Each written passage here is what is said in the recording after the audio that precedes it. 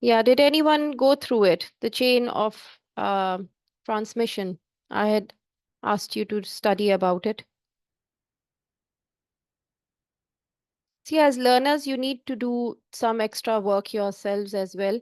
So you cannot expect the tutor to do it 100% for you. Okay. So because you're at a higher level, we can expect to do, you can expect us to do it if this was a lower level course, but you need to be a bit more proactive and study things yourselves as well, because well, whenever you're doing your assignment as well, your assessments, when we'll have those lessons with you, you will appreciate that it's not 100% what we have taught you over here. It will be out of the course as well. Okay, so this course will teach you the initial bits, but the further bits you will have to study on your own. It is not possible for us to do that in any course. It's not possible. So a bit of studying on your own has to be there. Okay, so what we had talked about was that when there's a transmission chain. Okay, so for instance, there's a bacteria over here, um, and that bacteria needs a reservoir. So a reservoir is a body, or let's say a reservoir can be a pond of water where malaria as the pathogen, or malarial parasite as the pathogen, lives there. And you can have a reservoir as a human body. So some bacteria live within our body, and they have to get out of our body, okay, to infect the other person. Now, let's say I've got influenza virus within myself. Okay, so I'm the reservoir where I breed that virus. And that virus gets out of my body. So that portal of exit will be my nose, my mouth, through which I sneeze, the air droplets. So means of transmission is that. So how is this bacteria or this virus being transmitted? Okay. And then there's another person who is close by, and that other person has to be susceptible. So let's say that the other person has been immunized against, let's say, influenza. That person does not become a susceptible host. But let's say there's a person who is very old in age, or very young in age, or is a cancer patient. These things, these conditions make your immunity, they lower your immunity. So in those instances, you become a susceptible host. You're not a strong host. So you are a host. You're hosting the virus or the bacteria within your body when it gets out of your body. Okay, out of the body of myself, let's say it gets out of my body and it reaches your body, and you need that portal of entry for that host. Okay, so if you're covering your nose and your mouth with a mask, it becomes lesser. That portal of entry becomes blocked. Okay, so all of this is known as the chain of transmission. Okay, so why is this important? We need to know because we need to put crosses on this. We need to cross these. We need to put a stop to these. So how do we put a stop to these? Obviously, this reservoir, there are different ways that we'll talk about this. So some of the prevention mechanisms that we're talking about are surveillance. So we keep surveying for for in for if there's infection anywhere. So we are doing a survey, and then we are finding out where the infection is, what is the reason. We are isolating people with transmissible pathogens. We are investigating the outbreak and we are managing it. We are giving education.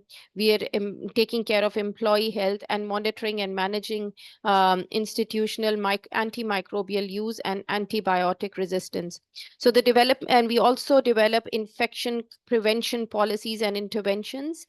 And we observe environmental hygiene and new product evaluation. So all of these factors are there that can stop the chain of transmission. What our objective is to put a stop to this chain of infection. So these are some legislations that you should be knowing. There's Health and Safety at Work legislation. There's Public Health Act 1984. I'm not going to go into the details of these. You should be knowing these, okay? So just have a read of these. I have shared them with you earlier. However, you will get these presentations and these recordings on Moodle as well on Monday. Food Safety Act 1990, and then there's a Food Standards Act 1999, Food Hygiene Regulation 2006, Personal Protective Equipment PPE at Work Regulations 1992, Workplace Regulations 1992, Management of Health and Safety at Work Regulations 1999. Then there's the Control of Substances Hazardous to Health Regulations 2002, Environmental Protection Regulations 1991 were amended in 2003, Hazardous Waste England and Wales Regulations 2005, Health and Social Care Act 2008. Then you have Reporting of Injuries, Diseases and Dangerous Occurrences Regulation 2013. How can you stop infections? Okay, so you don't need to remember all of these, but it's good to have a look at, okay, this is what there is, this is the regulation, this is it, this you need to know that this is how it works. Regulation works for different regulations within your organization as well. So if you don't know them, you need to keep them handy with you always. Okay, so there are many things that you can do at home to stop infection. So home prevention starts at your own doorstep at your home. Perform hand hygiene, keep up to date with your immunization. Remember cough and sneezing etiquette. So use your elbow when you're coughing or sneezing, or just if you have a handkerchief or you have tissues, use those. Cough and sneeze etiquette is that you have clean surfaces to clean surfaces regularly. Keep unwell children home at as much as possible so that they don't transmit the infection, and that is how you're breaking the chain of infection. Other methods are, again, breaking the chain of infection and exclusion periods explained. So for instance, in COVID-19 it was mentioned that so and so, if you have these symptoms, you need to not come to work if you have them. So for almost 2 weeks, if you don't have the symptoms, then you can come to work, otherwise stay home. It's mostly 2 weeks for such infections. Controlling the spread of infection, again, we are preventing and then we are controlling. How do we do that? There's some standard infection control precautions, SICPs, and their basic infection prevention control, IPC measures, that are necessary to reduce the spread of risk of spreading pathogens. So the basic measures are hand hygiene, respiratory and cough hygiene, PPEs, safe management of care equipment, safe management of environment, management of laundry, management of blood and body fluid spills, waste management, management of exposure. And so these are some of the ways where you can manage your waste products. Okay. Then we go on to explain how to reduce infection. So hand hygiene we learned. So it's very important that before you're checking your patients, before you're going into contact with any patient, or before you're doing any activity like eating or drinking, wash your hands. Whatever you're using as for eating or drinking, wash them. And going to the toilet and handling waste in a proper way is very important. Keeping your hands moisturized so that your skin doesn't become too dry because you're constantly washing and flake off whilst you're carrying out activities. Ensure if you have a cut, treat those with blue plaster, sorry. So that if it does come off, you will be able to notice that it has done so. Okay, so if you have any cuts or wounds, do not wear jewelry as rings and watches whilst carrying out activities like supporting individuals, because that's again against personal hygiene practices. PPEs, only use and dispose of PPEs in ways that you have been trained to do so. To ensure that you protect yourself and others from the spread of infection, ensure you have selected the correct size of PPE to wear, because, for example, gloves that are too small may rip, and gloves that are too big may slip off. We know that. Thank you for putting in your names. I'm reminding everyone again who've not done it so far. Kindly put in your names for attendance purposes. Correct size PPE, very important. Color coded are also there for different types of hygiene practices that you use. When you're using food, you use blue gloves. When you're using it's for personal hygiene, there's a different kind of glove that you have. So they're different color coded. Sometimes it's white for supporting individuals with their personal hygiene. Um, but we mostly use the blue ones. But if your organization says to use the different color coded gloves, then you have to abide by those rules. Always wash your hands before and after putting on and disposing of your PPEs. Why? Because when you're washing, when you disposing of your PPEs, that infectious material might come on your hands, and or then the gloves might tear, and you don't know about them. So you need to wash your hands. Clean the environment, maintain a clean environment, clean surface, because a lot of spills that happen in the environment has that dust, and that the floors have that material as well. Keep the environment clean by disposing of waste safely. Do not leave debris such as spilled food on the surfaces. These can attract rats, flies. So you need to keep the place very clean. Always use designated washing facilities as agreed with your employer for cleaning of equipment and for washing your hands. Always wear PPE and carry out effective hand hygiene before and after cleaning to prevent the spread of harmful pathogens through contaminated surfaces and equipment. Cleaning spillages. So when there's a spillage, for instance, a urine spillage or a food spillage or anything like this, make sure you protect yourself first. Okay. Always wear PPE and carry out effective hand hygiene before and after cleaning spillages. This is to prevent infection. So you're not only infecting yourselves, you're infecting the other patients that you're going to as well. Okay, so you need to make sure. And then when you go home with that spillage on you, you're then infecting probably your people at home as well. So only use cleaning material that are appropriate to the spillage and to the type of floor coverings. Such as wooden floor, vinyl floor, carpet, soft furnishings, etc., so that the cleaning methods used are effective and do not cause any damage to the floor surfaces.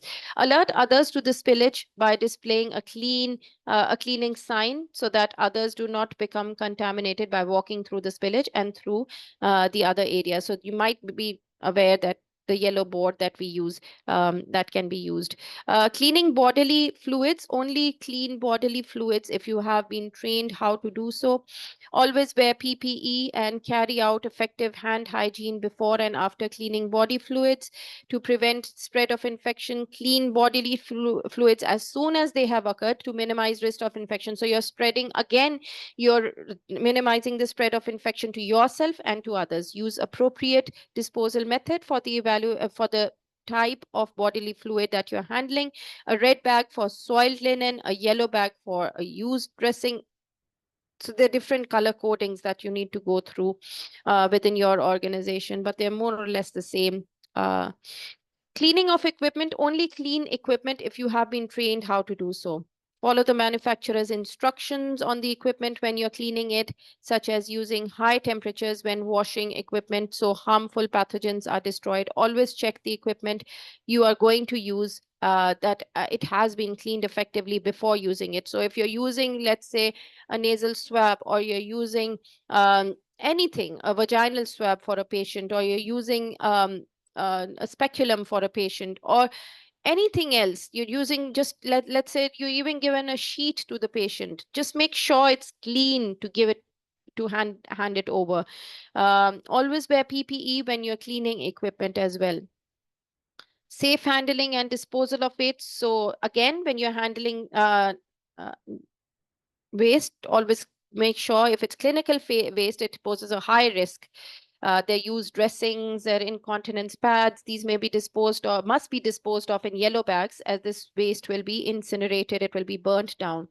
There's paper that has no danger of infection, they are disposed of safely in black bags. Always wear PPE and carry out effective hand hygiene when you're handling and disposing of waste. Safe handling and disposing of sharps. So only handle and dispose of sharps if you have been trained how to do so. If you've not been trained, please do not interfere with that matter. When handling sharps, do not handle them as there is a risk that you may get a needle stick injury. And if they contain bodily fluids such as blood that are contaminated, then the infection may transfer over to you as well. So always make sure. Here's a scenario. I had shared this with you already. We'll quickly go through this scenario and just hold on a minute with me.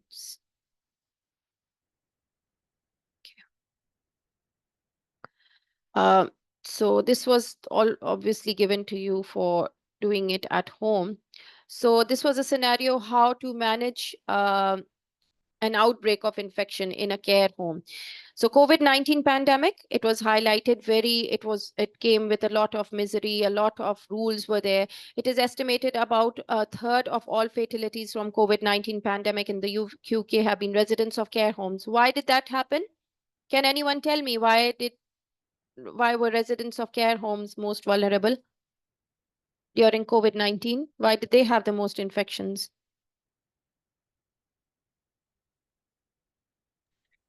Lack of hygiene. Lack of hygiene. Yeah. Who lives in care homes? Can anyone tell me who lives in care homes? Healthcare workers. And no, who's resident? Who lives there in care homes? Who would you find mostly there? Older people. Older people. So yeah, so that very good. So older people are the ones who are most vulnerable. The younger people who are most vulnerable, they have a lot of other comorbidities also happening. So they're mostly they're more at risk, okay, of having these infections. So that is why we need to make sure that yeah, they're the ones that you need to make sure that they're most at risk. So they were dying the most during the COVID-19 pandemic, or even if there's no pandemic at all, there's a lot of outbreaks that happen because they're all vulnerable and they're in a place where all of them are together. So they need to be you need to be extra vigilant because of them. So an outbreak of infection in a care home can be very serious and in some cases even life threatening. This is because many care home residents are frail and they suffer with health conditions or have compromised immune systems. Younger children and older people, they're always most vulnerable. And then you have those people who are suffering from chronic diseases like HIV.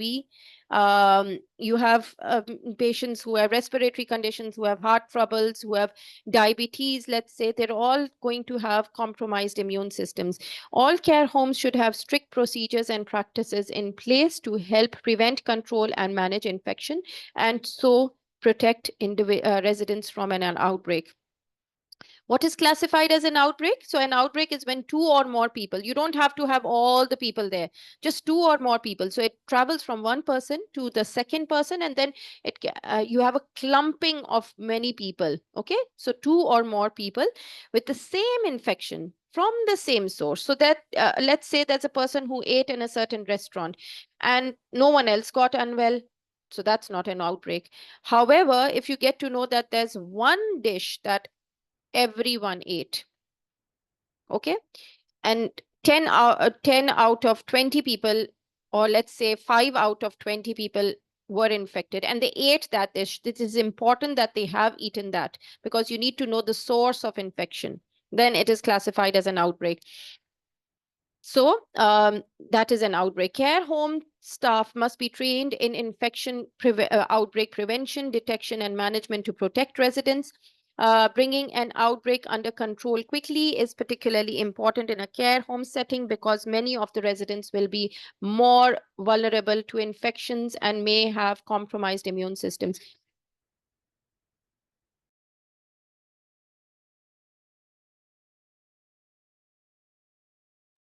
When an infection becomes present within either a person or the environment at home, unfortunately, an outbreak can occur quite quickly. And this is because residents in care homes have frequent contact with staff, other residents and visitors. Medically, care home residents are often at greater risk of contracting an infection.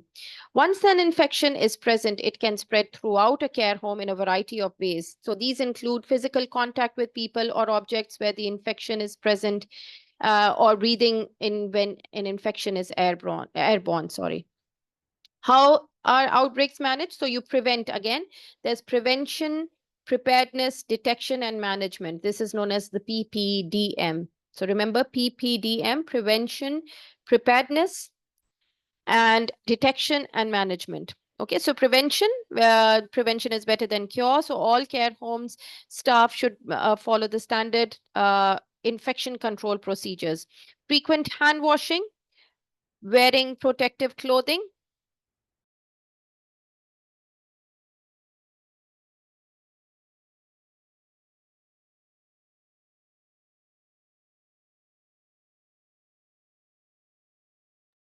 sorry, wearing protective clothing like gloves and aprons, promoting sneezing and coughing hygiene, and assessing new residents for infection.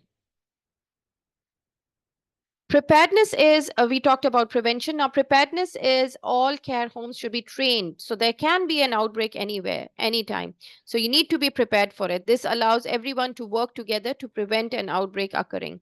Outbreaks mostly occur when there is autumn and winter season. Okay, when it's colder, people tend to stay indoors. You close the windows and the doors. To prepare for these months, it is recommended that all people over 60 years and all health and social care workers are given the flu vaccine in order to reduce the risk of it being spread within care homes. Detection, PPD. Now, this is the D, rapid lateral flow test or PCR test. An outbreak can sometimes be difficult to recognize as there may be a delay between people becoming sick and different people may display different symptoms. It is very important that care home staff remain vigilant at looking out for the signs of a possible outbreak though as the quicker one is detected, it's easier to control it. If two or more people are presenting with the same symptoms, then care home staff should inform the manager of the care home, staff, residents, and the relatives of those who are sick. Now we come to the last point is management. So once you've detected an infection, you need to then manage it properly. So you suspend visitors from coming because the visitors can bring in more infection to those already unwell people, and they can go away with an infection as well. Stopping admissions and transfer of patients. So as many as you have, that's it. You don't want more. Using more protective equipment, using disinfectants, allocating staff to specific residents to prevent cross-infection, and decontaminating items touched by infected residents. Now we come to the last bit of this session. So yeah. So now we are going to define risk. And in terms of assessing how risk assessment can contribute to reducing the spread of infection in health and social care setting. Has everyone understood so far? We're now going to talk about risk. I hope it's clear to everyone. If you've got any questions, again, as I said, please feel free to interrupt. Please feel free to ask questions. So when we define risk, it is in relation to infection. It is a likelihood that infection may spread rapidly between people and cause serious harm and even fatalities. The likelihood of spread rapidly, the likelihood of infection spreading rapidly will depend upon different factors: how quickly the infection was identified and responded to, how effective the practices were applied, how are you controlling, how much are you controlling. If you control the infection from spreading, that's okay, it's going to be contained. But if you can't do that, then unfortunately, the risk of it spreading more is greater. An older individual who is frail, for instance, will have weak immune system, which will make them more prone to develop those infections. Similarly, an individual whose immune system has been compromised because of illness or disease will be at a higher risk of getting an infection. So you have influenza, that is referred to as commonly as flu, and pneumonia as highly infectious. And people with weaker immune systems, uh, through, for instance, having had a cancer or a chest infection, may be more at risk of acquiring these infections. Anything that makes you more vulnerable, any chronic illness that makes you more vulnerable. What's the potential risk of infection and reasons for potential risk? So potential risk of infection, there are different ways that infection can spread. I'm not going to go through these points. These are for you to learn. I'll just share the screenshot with you. Just give me a minute. Yeah, so this is a scenario also that you can read through. So the last bit is, what is an infection risk, a control risk assessment? I'll just quickly share the screenshot. Please have a read of this. I I highly recommend you to go through these things, because these will then help you in your assessments as well, because this is what we are going to give you in assessments. So if you've done it already, or if you read it already, you will then know what to do with it. Okay, just go back, and when we come back next Saturday, hopefully, I will definitely be asking you what the potential risk of infection is, and what are the reasons for potential risk of potential risk. Okay, so last bits are, what is an infection control assessment? Infection control risk assessment. So risk assessment is assessing the risk, or what is the risk. Okay, so the law requires organizations to carry out infection control risk assessments to protect the health and safety of employees and wider public and society. Infection control risk assessments should be carried out to identify and assess infection hazards or risks in the workplace. What these hazards and risks look like can vary significantly depending on the business or organization type. In homes, for instance, welcoming a new resident into the home poses a risk of infection, and so do the friends and family that come to visit the residents at home. So what will this infection control risk assessment involve? It's identifying risks or activities, the most risky activities that are introducing the spread of infection. Identifying the people who are most vulnerable, so you're spreading the infection through them.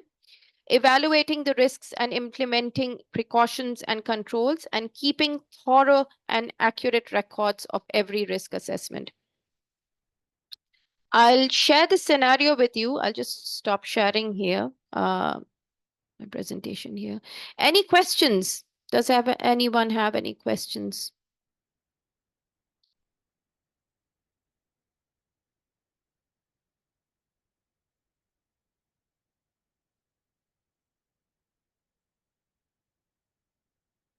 Any questions? No. Okay, that's fine.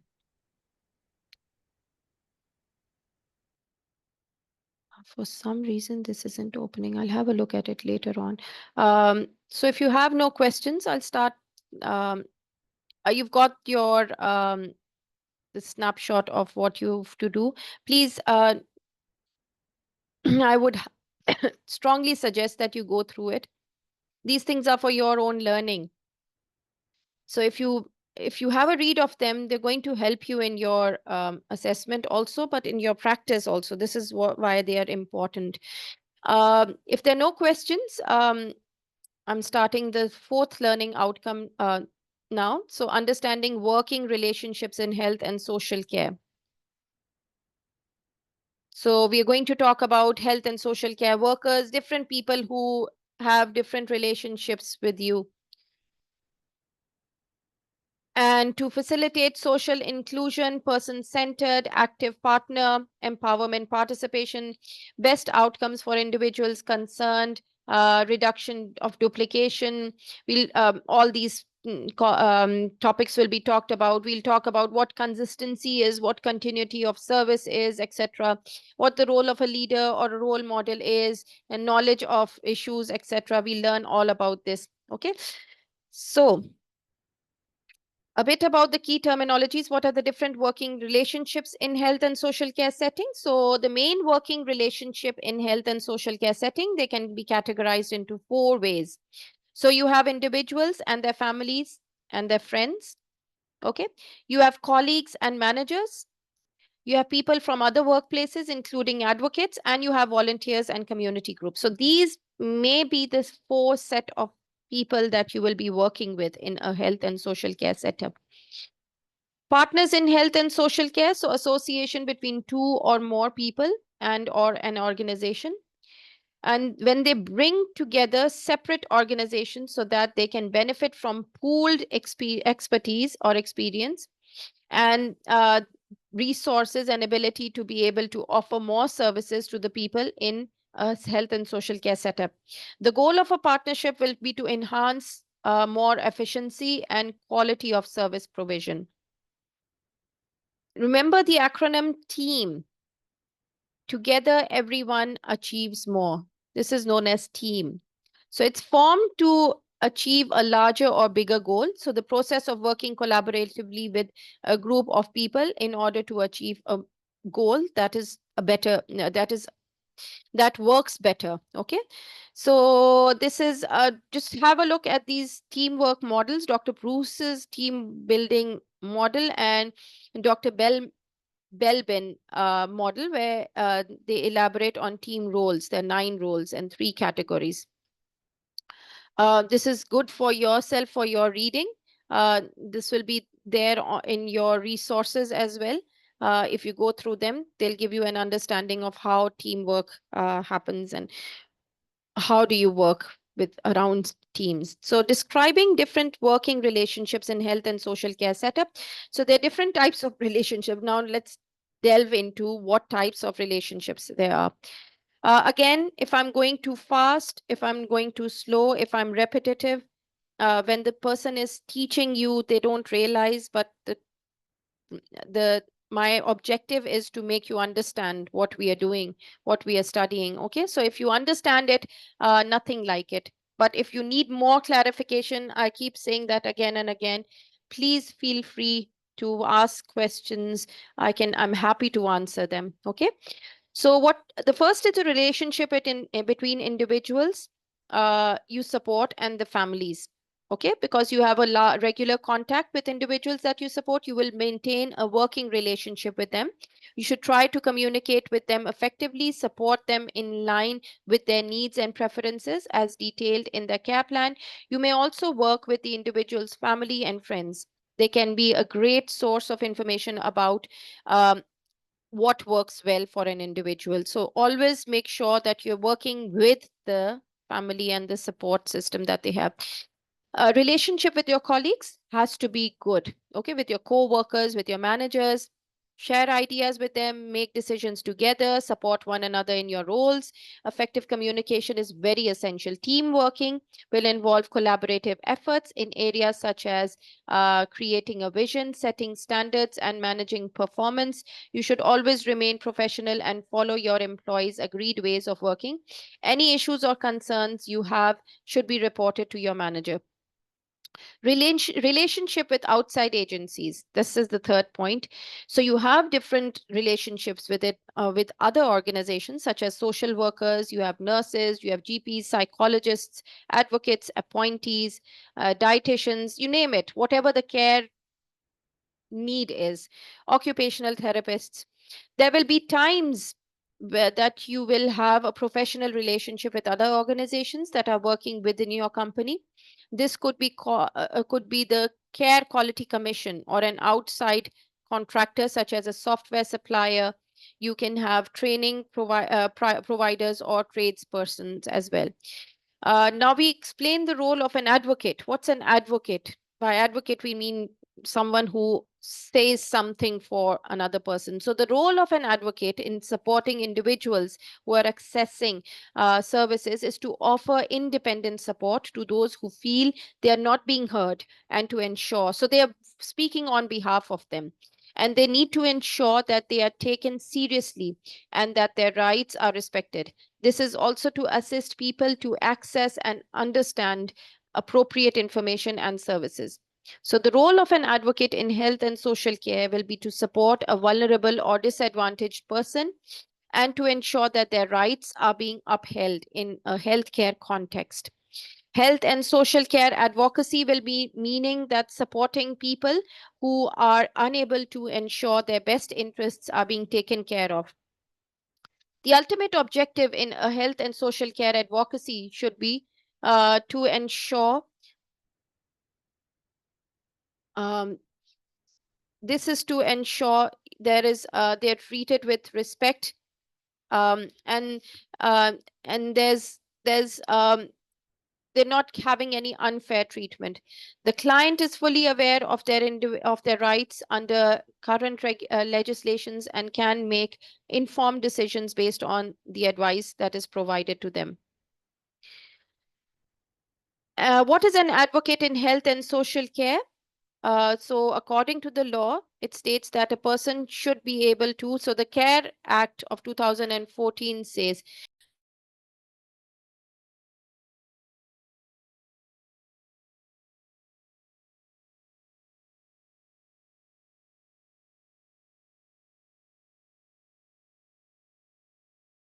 so so when you're talking about the Care Act of 2014, it shows that the patient who you're talking about, or who are you supporting, uh, they feel that they've been heard and decisions are made about their social care. They have their views and wishes, feelings and beliefs considered and respected. They have all their relevant circumstances taken into consideration as well. So, an advocate is therefore required when a person has difficulty understanding, retaining, and weighing significant information. So, they're not in the position, they can't understand, they don't know what is the best for them themselves. So, if the patient is happy for an appropriate person, there can be a friend, a family member, or an unpaid carer to support them. But the local authority does not have to provide an advocate if the patient is happy for any of these appropriate people to support them. Following factors disqualify a person from standing as a patient's appropriate advocate or a person. So the patient does not give consent to their standing as an advocate in that condition. They are the patient's paid or professional carer. They cannot be included as an advocate according to the law. Local authority does not deem their advocacy to be in the patient's best interest, and the patient does not have the capacity to make decisions regarding their appropriate person. In this situation, a professionally appointed advocate is necessary. Now we go on to explain what is important to work partnership with others. So there's some very important pieces of information that you need to make sure you know about.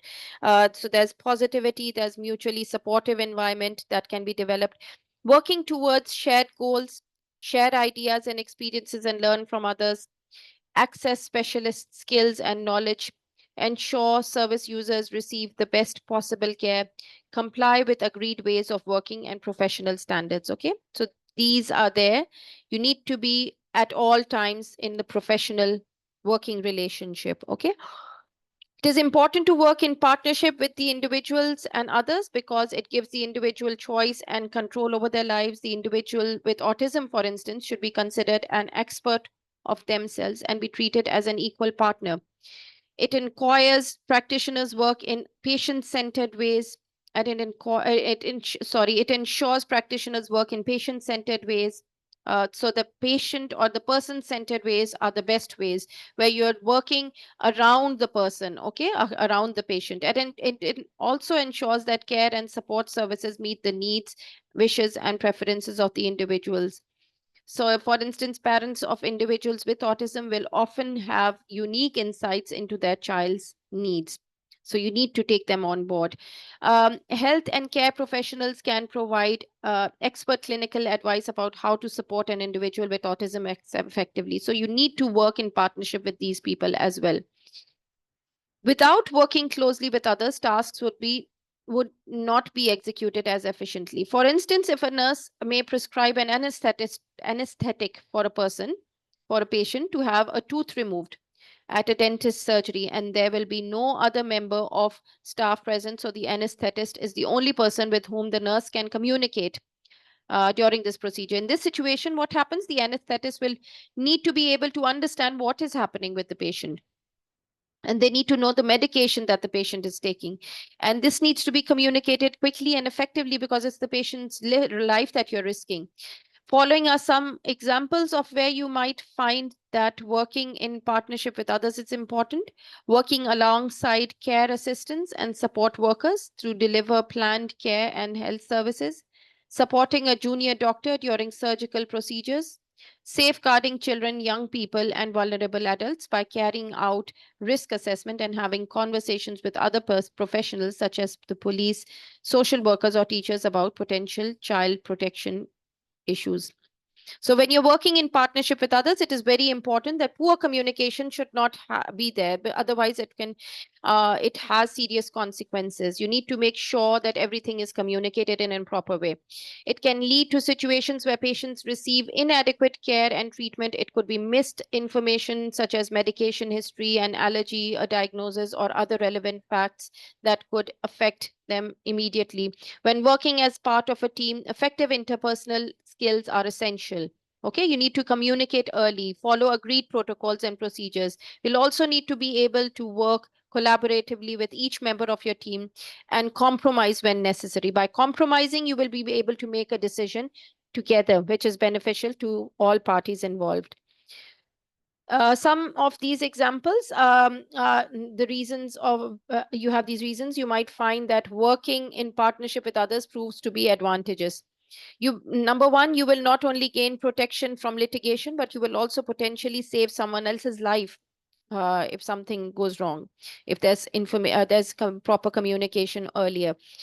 Greater knowledge and expertise will improve. So you have less knowledge, for instance, or there's someone who has greater expertise, better expertise than you. It is important for professionals to take input from other team members as well. So to maintain optimal outcomes, you will socially progress. Mutual respect will be there, and trust is required in order for relationships between colleagues to flourish. If people trust each other, they will work better together, and this is likely to benefit the patient. Working in partnership with others is very important. You will be able to do everything on your own, and you may need additional support. So it's important to communicate effectively. It requires trust, good rapport, and effective interpersonal skills. So whatever way your teams work, is it via emails, is it via the telephone, whatever way suits everyone best. What I'm going to do is I'm going to stop here because we've done a lot right now. So this bit we will do next weekend when we come back. Has anyone got any questions? It's very evident, pretty evident, whatever we've talked about. I'll stop sharing. I'm stopping sharing here, and I'll stop the recording. Does anyone have any questions for me?